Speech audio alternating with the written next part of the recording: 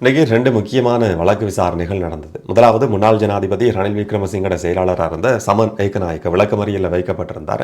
அவர் பற்றின ஒரு வழக்கு இன்றைக்கி கொழும்பு நீதவான் நீதிமன்றத்தில் விசாரணைக்கு எடுத்துக் கொள்ளப்பட்டிருந்தது.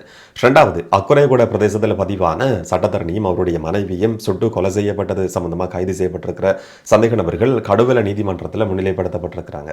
இந்த ரெண்டு வழக்கு விசாரணைகள்லையும் நீதிமன்றத்துக்குள்ள சில சம்பவங்கள் நடந்திருக்கு. அதை இந்த வீடியோவில் விளக்கமாக பார்க்கலாம். முதலாவது விளக்கமறியலில் வைக்கப்பட்டிருந்த இன்னைக்கு காலையில் வரைக்கும் விளக்கமறியலில் வைக்கப்பட்டிருந்த முன்னாள் ஜனாதிபதி ரணில் விக்ரமசிங்கவருடைய செயலாளர் சமன் ஏக்கநாயக்கவை மெகசின் சிறைச்சாலைக்குள்ள போய் ஒரு நபர் சந்திக்கிறாங்க. ஒரு முன்னாள் அரசியல்வாதி, இப்போவும் அரசியல் ரீதியில் சில கருத்துக்களை சொல்லிக் கொண்டிருக்கிற ஒரு நபர். வேற யாரும் கிடையாது, முன்னாள் ஜனாதிபதி சந்திரிகா பண்டாரநாயக்க குமாரதுங்க மெகசின் சிறைச்சாலைக்குள்ள போய் சமன் ஏக்கநாயக்கவை சந்திச்சு சில விஷயங்கள் சம்பந்தமா கலந்துரையாடி இருக்கிறாங்க. அதுக்கான காரணம் என்னன்ற ஒரு கேள்வி இருக்கு. முன்னாள் ஜனாதிபதி ரணில் விக்ரமசிங்கோட செயலாளரை எதுக்காக சந்திரிகா அம்மையார் சந்திச்சார்? அந்த கேள்விக்கான பதில அவங்களே தெளிவாக கொடுத்திருக்கிறத பார்க்க முடிஞ்சது. பொதுவா இலங்கையினுடைய அரசியலை பொறுத்த வரைக்கும் ஜே.ஆர். ஜெயவர்தன் ஆட்சி காலகட்டத்திலிருந்து இந்த ஆட்சி காலகட்டத்திலையும் அது தொடருதான். அரசு அதிகாரிகள் பழிவாங்கப்பட்ட சம்பவங்கள் தொடர்ச்சியாக நடந்து கொண்டிருக்கு. அரசாங்கத்துக்கு சாதகமாக செயற்படாத அரசு உத்தியோகத்தர்கள் இதுக்கு முதல்ல ஜே.ஆர். காலகட்டத்திலையும் பழிவாங்கப்பட்டிருக்கிறாங்க. இந்த ஆட்சி காலகட்டத்திலையும் அதே பழிவாங்கல் செயற்பாடு தொடர்ச்சியாக நடந்து கொண்டிருக்கு. அதுக்கான ஒரு எதிர்ப்பை தெரிவிக்கிற மாதிரி தான் சமன் ஏக்கநாயக்கவை மெகசின் சிறைச்சாலைக்குள்ள போய் நான் சந்திச்சிருந்தேன். பொதுவாக நான் சிறைச்சாலைக்குள்ள போய் யாரையும் சந்திக்கிற ஒரு நபர் கிடையாது. கனகாலத்துக்கு முதல்ல ஜே.ஆர். ஜெயவர்தன் ஆட்சி காலகட்டத்தில் தன்னுடைய கணவர் சிறையில் தடுத்து வைக்கப்பட்டு 2 மாதங்கள் விஜயகுமாரதுங்கவுக்கு சித்திரவதை கொடுக்கப்பட்ட காலகட்டத்தில் மட்டும் கணவரை பார்க்கறதுக்குன்னு சொல்லியும் சாப்பாடு கொடுக்கறதுக்குன்னு சொல்லியும் தான் அந்த காலகட்டத்தில் போயிருந்தாங்களாம். அதுக்கு பிறகு வேற யாரோ ஒரு நபரை சந்திக்கிறதுக்குன்னு சொல்லி சிறைக்கு போயிருந்தேன். அதுக்கு பிறகு இப்போ சமன் ஏக்கநாயக்கவை சந்திக்கிறதுக்காகத்தான் நான் சிறைக்கு போயிருக்கிறேன். என்னுடைய எதிர்ப்பு காட்டுறதுக்காகத்தான் இன்றைக்கு மெகசின் சிறைக்கு போக வேண்டிய ஒரு நிலைமை உருவாகி இருந்ததுன்னு சொல்லி சந்திரிகா அம்மையார் குறிப்பிட்டிருந்தார். அதுக்கு பிறகு சமன் ஏக்கநாயக்க இன்னைக்கு கொழும்பு நீதவான் இசுரு நெத்திக்குமார முன்னிலையில் முன்னிலைப்படுத்தப்பட்டிருந்ததும் அவருக்கு விளக்கமறியல் உத்தரவு ரத்து செய்யப்பட்டு பிணை கொடுக்கப்பட்டிருக்கு. 20 மில்லியன் ரூபாய் பெறுமதியான பிணையில 2 சரீரப்பிணைகளில் சமன் ஏக்கநாயக்க விடுவிக்கப்பட்டிருக்கிறார். தொடர்ச்சியான விசாரணைகள் நடந்து கொண்டிருக்கு. இதுக்கு முதல்ல வழக்கு விசாரணைக்கு எடுத்துக் கொள்ளப்பட்ட சந்தர்ப்பத்தில் இதுக்கான காரணத்தை தெளிவாக குறிப்பிட வேண்டியிருக்கு. என்று சொன்ன இது சாதாரண சட்டத்துக்கு அமைய நடந்து கொண்டிருக்கிற வழக்கு விசாரணை கிடையாது. பொது சொத்து கட்டளை சட்டத்துக்கு அமைய இவர் கைது செய்யப்பட்டிருக்கிறார். பிணை கொடுக்கிறதா இருந்தால் சில விஷயங்களை தெளிவுபடுத்த வேண்டியிருக்கும் சொல்லி இன்றைக்கு வரைக்கும் வழக்கு ஒத்தி வைக்கப்பட்டு இன்றைய நாளில் எதுக்காக பிணை கொடுக்கப்பட்டது சொல்லி கொழும்பு நீதவான் இசுரு நெத்திக்குமார தெளிவுபடுத்தி இருந்தார். 7 பக்கங்களை கொண்ட உத்தரவுக்கு அமைய அவருக்கு பிணை கொடுக்கப்பட்டிருக்கு. இதுக்கு முதல்ல இந்த வழக்கில் முதலாவது சந்தேக நபர் இருக்கிற நபர் முன்னாள் ஜனாதிபதி ரணில் விக்ரமசிங்க. அவருக்கு நீதிமன்றம் பிணை கொடுத்திருக்கு. சமன் ஏக்கநாயக்க 2வது சந்தேக நபர். இவருக்கும் முக்கியமான பொறுப்புகள் இருக்கு.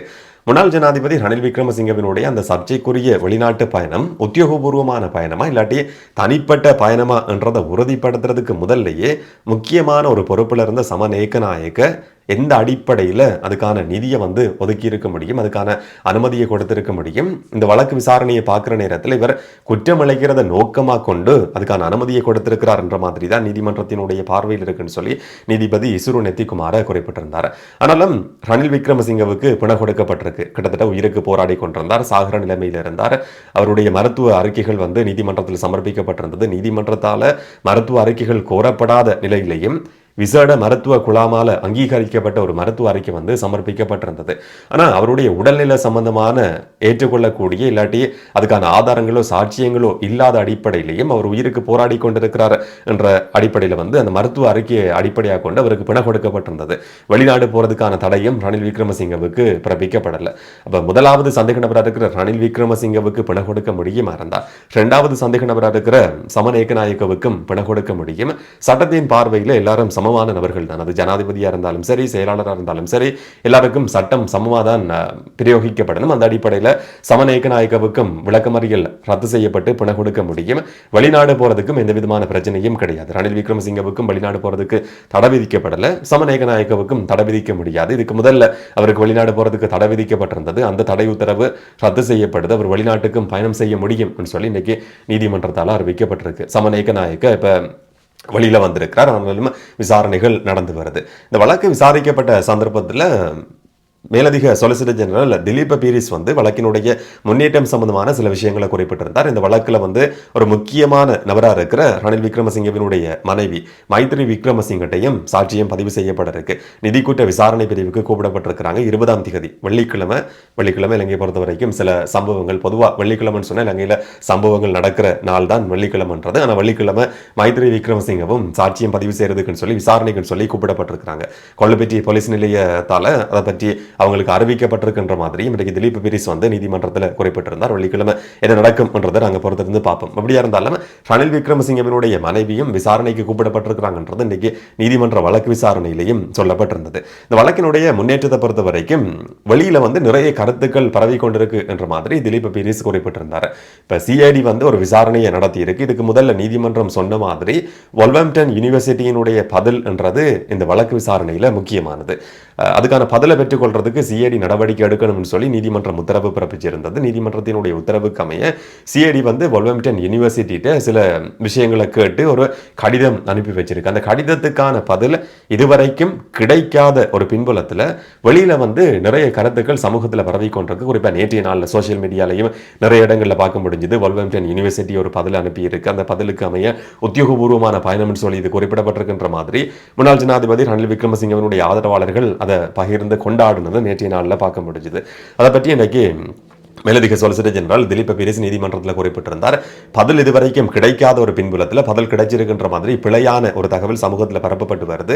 இதோட இந்த வழக்கு முடிஞ்சது. இனி ரணில் விக்ரமசிங்கவுக்கு எதிரான வழக்கை விசாரிக்கவும் முடியாது. பதில் நீதிமன்றத்தில் யூனிவர்சிட்டியால் அனுப்பி வைக்கப்பட்டிருக்கின்ற மாதிரி சில விஷயங்கள் சமூக ஊடகங்களில் பரவி கொண்டிருக்கு. இது வழக்குக்கு இந்த விசாரணைக்கு வந்து இடையூறு செய்கிற மாதிரி இருக்கு என்ற மாதிரி திலீப் பீரிஸ் நீதிமன்றத்தில் குறிப்பிட்டிருந்தார். இந்த வழக்குக்கு இடையூறு செய்கிற மாதிரி இதுக்கு முதலையும் சில நபர்கள் செயல்பட்டிருக்கிறாங்க. குறிப்பாக வெளியில வந்து கருத்துக்களை சொல்ற நபர்கள் நீதிமன்றத்துக்கு உள்ள சட்ட ரீதியில் வாதிடாத நபர்கள் வந்து சட்ட நிபுணத்துவம் பெற்றவர்கள் என்ற அடிப்படையில் அந்த மாதிரி நினைச்சு கொண்டு வெளியில சில கருத்துக்களை வந்து இந்த வழக்கு சம்பந்தமாக சொல்லி கொண்டிருக்கிறாங்க. இதெல்லாமே வழக்குக்கு இடையூறு விசாரணைக்கு இடையூறு செய்யற மாதிரி இருக்கு. அந்த நபர்கள் சம்பந்தமாகவும் ஒரு விசாரணை நடத்தப்பட வேண்டி இருக்கு. விசாரணை நடத்தப்படும் சொல்லி மேலதிக சொலிசிட்டர் ஜெனரல் திலீப் பீரிஸ் இன்றைக்கு வழக்கு விசாரணைக்கு வந்த சந்தர்ப்பத்தில் நீதிமன்றத்தில் அறிவிச்சிருந்தார். அதுக்கான சட்டம் இருக்கு. அது சம்பந்தமாக நடவடிக்கை எடுக்க முடியும். வழக்குக்கு விசாரணைக்கு யாராவது இடையூறு செய்யறாங்களா இருந்தா நடவடிக்கை எடுக்க முடியும். எந்த விதமான பிரச்சனையும் கிடையாதுன்னு சொல்லி நீதிபதி இசுரு நெத்திகுமாரவும் இன்னைக்கு வழக்கு விசாரிக்கப்பட்ட சந்தர்ப்பத்தில் பிண கொடுக்கப்பட்ட சந்தர்ப்பத்தில் அதையும் குறிப்பிட்டிருந்ததையும் பார்க்க முடிஞ்சது. அது பட்ட விசாரணை வந்து தொடர்ச்சியா நடந்து கொண்டிருக்கு. ரணில் விக்ரமசிங்க சம்பந்தப்பட்ட இந்த பயணத்தை பற்றி தொடர்ச்சியா பல கதைகளை நாங்கள் கேட்டுக்கொண்டிருக்கிறோம். இன்றைக்கும் ரணில் விக்ரமசிங்கவினுடைய ஆதரவாளர்கள் ஒரு சில ஊடக சந்திப்புகளை ஏற்பாடு செய்து இதுக்கு முதல்ல இருந்த ஜனாதிபதிகளும் இதே மாதிரி பயணங்கள் ஈடுபட்டிருக்கிறாங்க. வெளிநாட்டு தலைவர்கள் அமெரிக்க பிரித்தானிய தலைவர்கள் கூட ஃபுட்பால் பார்க்கறதுக்கு போயிருக்கிறாங்க. வேற பயணங்கள் ஈடுபட்டிருக்கிறாங்க. அப்ப ரணில் விக்ரமசிங்க இந்த மாதிரி ஒரு பயணத்தில் ஈடுபட்டது பிழையானதா என்ற மாதிரியும் ஒரு சில ஊடக சந்திப்புகள் இன்னைக்கு கேள்வி எழுப்பப்பட்டிருந்ததையும் பார்க்க முடியுது. அப்படியா இருந்தாலும் இந்த விஷயம்ன்றது நீதிமன்ற வழக்கு விசாரணையோட சம்பந்தப்பட்டிருக்கிறது. ஏப்ரல் மாதம் 29ஆம் தேதி இந்த வழக்கு திரும்பவும் விசாரணைக்கு வர்றதுக்கு வழக்கினுடைய முன்னேற்றம் சம்பந்தமான சில விஷயங்கள் அதில் தெரிய வரும் சொல்லி நாங்கள் நம்புவோம், எதிர்பார்ப்போம். என்ன நடக்கும்ன்றதை பொறுத்திருந்து பார்க்கலாம். இரண்டாவது சம்பவம் அக்குறைகூட பிரதேசத்தில் பதிவான சட்டத்தரணி அவருடைய மனைவி சுட்டு படுகொலை செய்யப்பட்டதை பற்றி சில சந்தேக நபர்கள் கைது செய்யப்பட்டிருக்கிறாங்க. 2 சகோதரர்கள் கைது செய்யப்பட்டு நேற்றும் நீதிமன்றத்தில் முன்னிலைப்படுத்தப்பட்டிருந்தாங்க. இன்றைக்கும் கடவுள நீதிமன்றத்தில் அந்த 2 பேரும் முன்னிலைப்படுத்தப்பட்டிருக்கிறாங்க. தொடர்ச்சியா அவங்கள மார்ச் மாதம் 4ஆம் தேதி வரைக்கும் விளக்கமறியலில் வச்சு விசாரணை செய்யறதுக்கு நீதிமன்றம் அனுமதி கொடுத்திருக்கு. இந்த வழக்கு விசாரிக்கப்பட்ட சந்தர்ப்பத்தில் என்னிட்ட ஏதாவது சொல்ல விரும்புறீங்களான்னு சொல்லி இந்த 2 சகோதரர்களையும் பார்த்து நீதிபதி ஒரு கேள்வி கேட்டாங்களாம். அதுக்கு பிறகு இந்த 2 பேரும் சொல்லி இருக்கிறாங்க, தனிப்பட்ட ரீதியில ரகசியமா சில விஷயங்களை நாங்க சொல்ல விரும்புறோம்னு சொல்லி நீதிபதிட்ட ரகசியமா அந்த 2 சகோதரர்களும் இந்த கொலை சம்பந்தமா ஏதோ சில விஷயங்களை சொல்லி இருக்கிறாங்கன்றது மட்டும் வெளிவந்திருக்கிற தகவல். சொல்லப்பட்ட ரகசியமான தகவல் என்னன்றது இதுவரைக்கும் யாருக்கும் தெரியாது. நீதிமன்ற வழக்கு விசாரணையோட சம்பந்தப்பட்டிருக்கிற ஒரு விஷயம். பொல்கசோவிட்ட டிலா சொல்லப்படுற ஒரு நபர் வந்து நேற்றைய நாளில் கைது செய்யப்பட்டிருந்தார். இந்த 2 சகோதரர்கள் கைது செய்யப்பட்டு அவங்கள்ட்ட நடத்தப்பட்ட விசாரணைகளுக்கு பிறகு அதோட தொடர்பு பட்டிருக்கிற பொல்கசோவிட்ட டிலான்னு சொல்லப்படுற ஒரு நபரும் கைது செய்யப்பட்டிருந்தார். அவரும் இன்னைக்கு கடுவல நீதிமன்றத்தில் முன்னிலைப்படுத்தப்பட்டதும் 72 மணித்தியாலங்கள் தடுத்து வச்சு விசாரணை செய்யறதுக்கும் நீதிமன்றம் அனுமதி கொடுத்திருக்கு. பொல்கசோவிட்ட டிலான்னு சொல்லப்படுற நபர் தான் இந்த கொலையை வந்து கிட்டத்தட்ட ஒரு இடைத்தரகர் மாதிரி இருந்து வழிநடத்தி இருக்கிற நபர்ன்றது தெரிய வந்திருக்கு. நிபுணன் சொல்லப்படுற ஒரு நபரும் மல்வான டுட்டு சொல்லப்படுற ஒரு நபரும் வந்து இதோட சம்பந்தப்பட்டிருக்கிறாங்களாம். கரந்தனிய சுத்தாட நெருக்கமான நபர்கள் தான் அந்த 2 பேரும். அவங்க வந்து பொறுப்பு கொடுத்திருக்கிறது புல்கசோவிட்ட டிலான்னு சொல்லப்படுற நபர். பொல்கசோவிட்ட டிலா தான் இந்த 2 சகோதரர்களையும் பிடிச்சு கொண்டு 2 பேருக்கும் இடையில 2 தரப்புக்கும் இடையில வந்து கிட்டத்தட்ட ஒரு இடைத்தரகர் மாதிரி செயற்பட்டிருக்கிறார்ன்றது முதற்கட்ட விசாரணையில தெரிய வந்திருக்கு.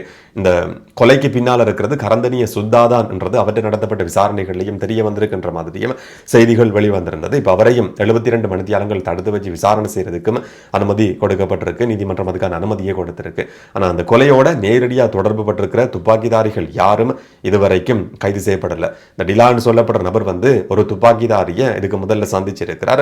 ஆனால் அந்த துப்பாக்கிதாரிகள் எங்க இருக்கிறாங்கன்றது 2 பேர், அவங்க 2 பேரும் எங்க இருக்கிறாங்கன்றது இதுவரைக்கும் தெரியாது. அவங்களுக்கான ஏற்பாடுகளை வசதிகளை செய்து கொடுத்தார். சாப்பாடு, தங்குமிட வசதி, ஆயுத விநியோகம், இந்த மாதிரியான செயற்பாடுகள் ஈடுபட்டார் என்ற குற்றச்சாட்டின் அடிப்படையில் தான் டிலான்னு சொல்லப்படுற நபர் சம்பந்தமான விசாரணைகள் நடந்து வருது. 12 போலீஸ் குழுக்கள் தொடர்ச்சியா தீவிரமான விசாரணைகளை நடத்தி கொண்டிருந்தாலும் இதுவரைக்கும் எந்த ஒரு சந்தேக நபர்களும் நேரடியான இந்த கொலையோட சம்பந்தப்பட்டிருக்கிற நபர்களும் அந்த துப்பாக்கிதாரிகள் கைது செய்யப்படலைன்றதும் ஒரு முக்கியமான விஷயம். விசாரணைகள் நடக்குது, என்ன நடக்கும்ன்றதை நாங்கள் பொறுத்திருந்து பார்ப்போம். இதை பற்றி நீங்கள் என்ன நினைக்கிறீங்கன்றதை முடிஞ்சா கமெண்ட்ல சொல்லுங்கள். இன்னும் ஒரு வீடியோவில் இன்னும் ஒரு தகவலோட சந்திக்கலாம். வணக்கம்.